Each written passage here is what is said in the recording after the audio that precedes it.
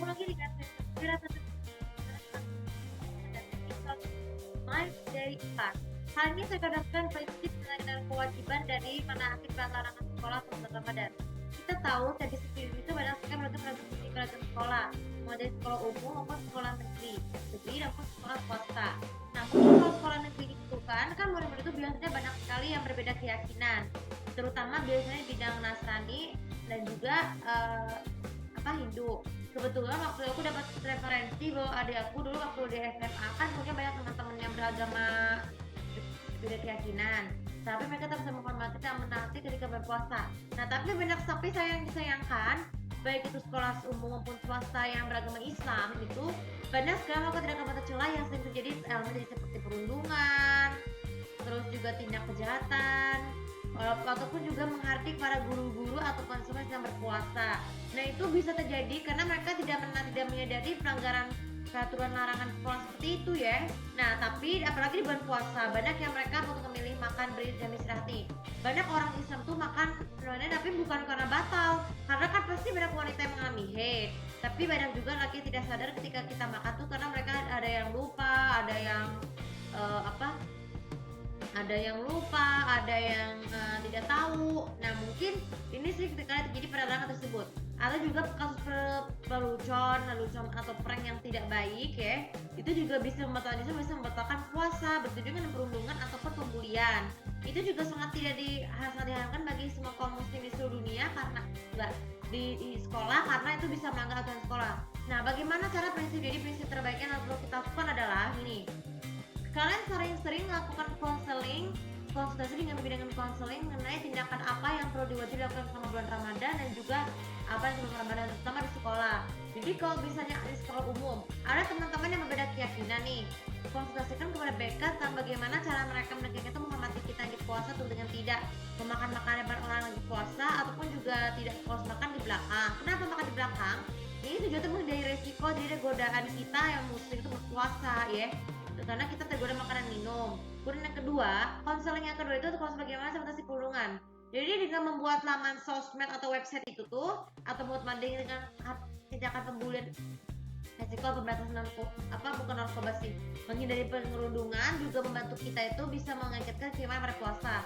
Kan pelatihan sekolah itu tidak melakukan tindakan kekerasan, apalagi kekerasan senjata, kekerasan fisik, atau lagi perundungan baik itu perilaku, tindakan maupun pengucapan.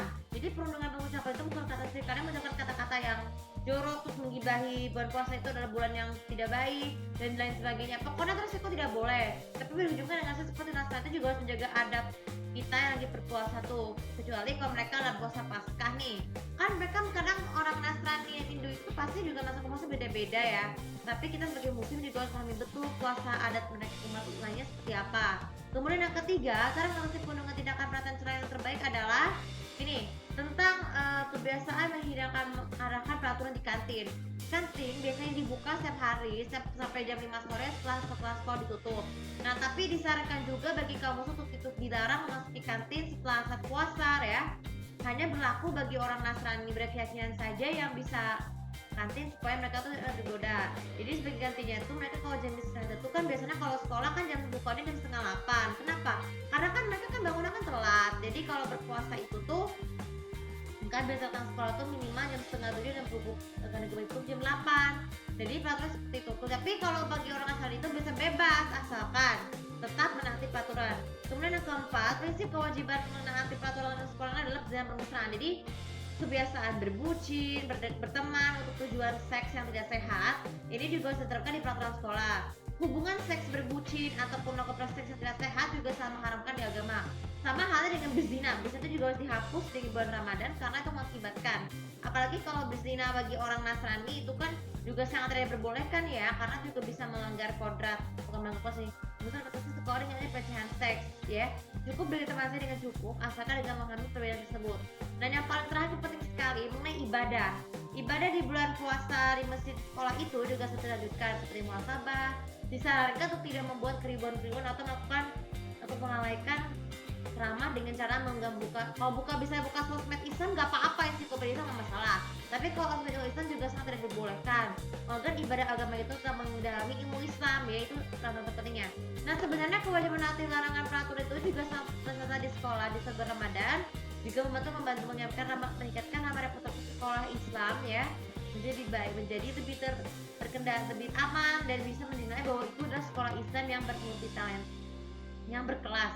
Oke, topik kali ini cukup bisa bermanfaat, dan jangan lupa seperti biasa sosial mediaku, komen dan sekecil aku lebih tahu bagaimana pengembangan dari vlog tentang kewajiban menaati pelarangan perbuatan tercela selama bulan puasa di sekolah.